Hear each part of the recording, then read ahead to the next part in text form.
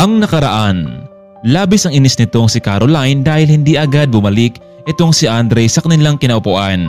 Kaya naman, nagtungo na lamang ito sa men's comfort room para hintayin ang asawa ngunit walang Andre ang lumabas. Dahil doon ay nakapag-desisyon na lamang ang babae na umuwi na lamang dahil hindi naman siya magiging masaya sa naturang program. Di bali nang magalit sa kanya itong si Mr. Yu, ang mahalaga ay makaiwas siya sa mga empleyadong mainit ang dugo sa kanya. Sa paglabas niya ng pinto, naroon pala itong si Andre, may kausap sa phone. Kaya naman humingi ito na pasensya kung bakit ay hindi siya agad nakabalik sa loob. Ganun pa man ay nakapag-desisyon na ang dalawa na umalis na lamang at kumain na lamang sa labas at maging masaya pa sila doon.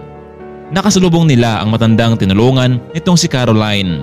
Bihis na bihis ito at mahalata mo sa kanyang kasuotan na isa siyang mayamang babae. Ngunit kahit anong offer ng matanda sa kanya ay tinanggihan niya ito. Ngunit ang mata ng matanda ay nakatingin kay Andre na tila ay may sinasabi ito. Mag-iingat kayong dalawa. Enjoy your date. Andre, ano ba yung trabaho na ino-offer sa'yo? Tsaka saan kumpanya? Hay naku Caroline, hindi ka maniwala sa akin pero naalala mo ba noong nagtungo ako sa inyong kumpanya para saan mag-apply ng trabaho doon? Natanggap ako at kailangan ko nang mag-report bukas. Sino naman ang tumatanggap sa'yo? Alam ko kasi bawal ang mag-asawa sa kumpanya eh. Si Mr. Rio. Siya yung tumawag sa akin. Caroline, kung hindi mo gusto na malaman nilang totoo, pwede namang ilihim natin to, di ba? Ano naman ang ina-applyan mong trabaho? Janitor. Nako, Andre. Baka mamaya pagtatawanan ka lang doon. Lalo na sa mga babaeng makaasta kung sino. Caroline, kaya nga gusto kong magtrabaho para makaipon tayo ng pera. Titisin ko na ugali mga yun. O kaya naman, isusumbong ko sila kay Mr. Rio. Nako, Andre. Nag-alala lang ako sa iyo eh. Baka gawin mo ang mga bagay na hindi mo dapat sa trabaho. Caroline, nakalimutan mo bang sanay naman ako sa ganun mahirap na trabaho? Yung pagiging waiter. Hindi ba? Talaga lang ha? Bakit? Wala ka bang tiwala sa asawa mo? Siyempre, may tiwala naman ako sa'yo. Oh, nandito na pala tayo sa restaurant. Ako na ang taya. Ha? Paano ka nagkapera? Alam mo kasi, sa ilang buwan kong pumasok bilang isang waiter, meron din ako natanggap na incentives doon o back pay. Kaya, ayun, may pera na ako. Eto nga pala, 5,000. Kunin mo na. Nako, Andre. Mabuti at may pera ka. Hawakan mo lang yan para may magamit ka kung may kailangan kang bilhin. Hindi naman ako katulad ng iba na yung pera ng asawa kinukuha nila. Pero Caroline, asawa kita at lahat ng pinaghirapan ko dapat mapunta sa'yo. Oo, alam ko yun. Pero gusto kong ikaw maghawak ng pera mo. Hihingi na lang ako kapag meron tayong bayarin sa bahay at iba pang expenses. Alam mo, gusto ko Andre, kung kaya nating dalawa, mag-ipon tayo. Para kapag may sapat na tayong pera, magtayo tayo ng sarili nating negosyo. Gusto kong walang amo, yung ako ang mag-amo ng sarili nating negosyo. Talaga ba Caroline? Gusto mo bukas, ikaw na ang tagapagmana ng kumpanyang pinapasukan natin? Puro ka naman biro, Andre. Kumain na nga lang tayo. Nagugutom na ako eh. Tuloy na ngang muling nag-date ang dalawa. Matapos nilang kumain ay hinawakan ni Andre ang kamay ng kanyang asawa. Bakit, Andre? Anong meron? Alam mo Caroline, masaya ako na makilala kita. Masaya ako na ikaw yung babaeng naging asawa ko kahit na biglaan ito.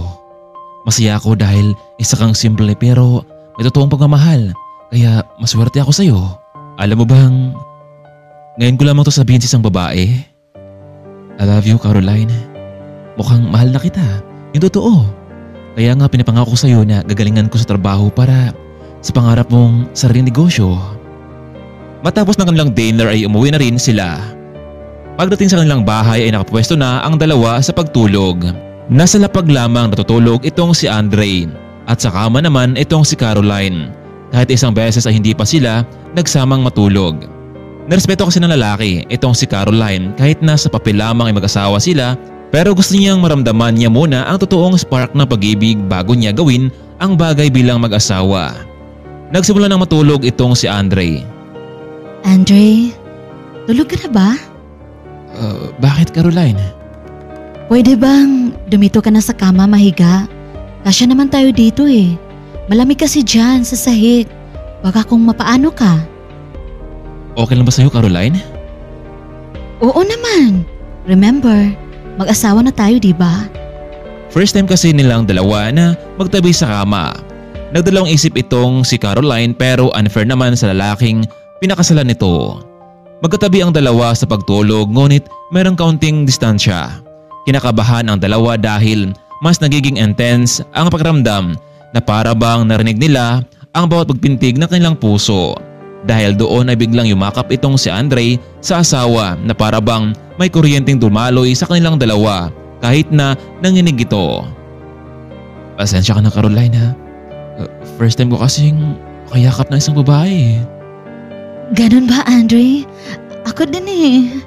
Sa oras na iyon, mas hinigpitan pa ng dalawa ang pagyakap at ito ang naging dahilan sa unang pagkakataon na naglapat ang kanilang mga labi hanggang sa tuluyan na silang hindi makontrol ang bawat isa.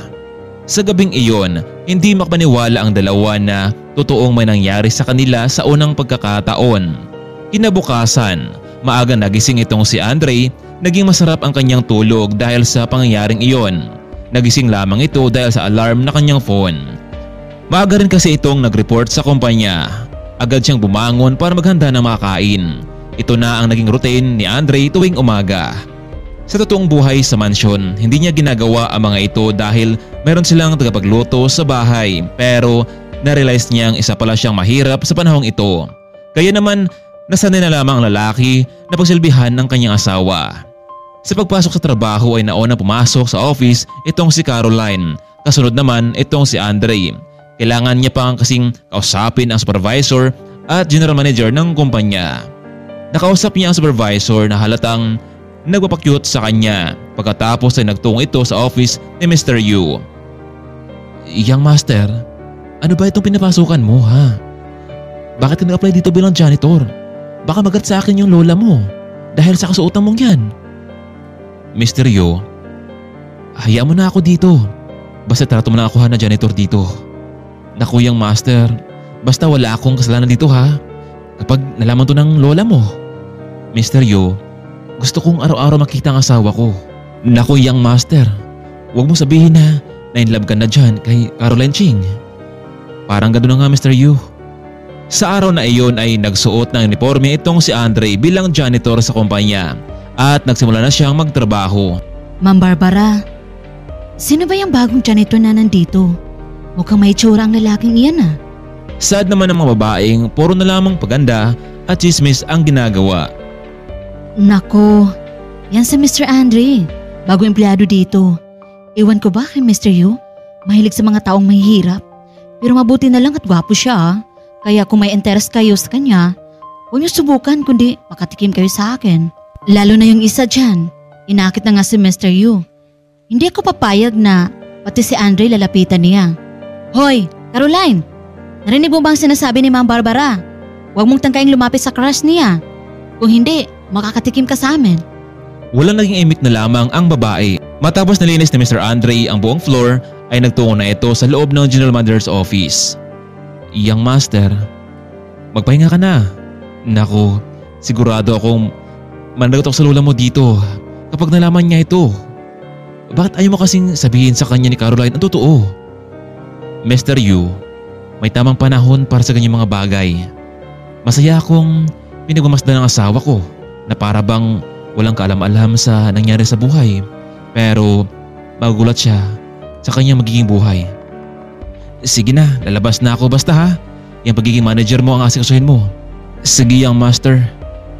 Muling lumabas itong si Andre mula sa office ng manager at nagtugo naman ito sa lugar na hindi pa nalinisan. Nakasalubong niya itong si Barbara sa paglabas niya ng pinto. Oh, hindi ba ikaw ang bagong janitor dito? Natapos mo na bang linisan ang office ng manager? Opo ma'am, natapos ko na po. Mabuti naman kung ganon.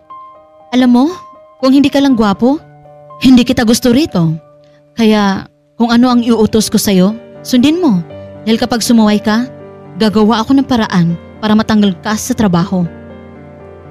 Sige Barbara. Anong Barbara?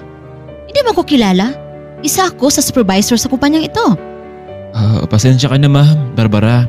Pero ang sinusunod ko lamang kasi ay ang manager ng kumpanyang ito. Aba, mukhang dumagdag ka pa sa listahan ng mga tatanggalin sa kumpanya. Gusto mo bang maging katulad ng babaeng nasa kabilang mesa? Sobrang kapal ng pagmumukha niyong dalawa. Umalis ka nga sa harapan ko. Maglinis ka na lang dyan. Sayang ka. Hindi makapaniwala itong si Andre na ganito pala ang ugali ng mga empleyado sa kumpanya.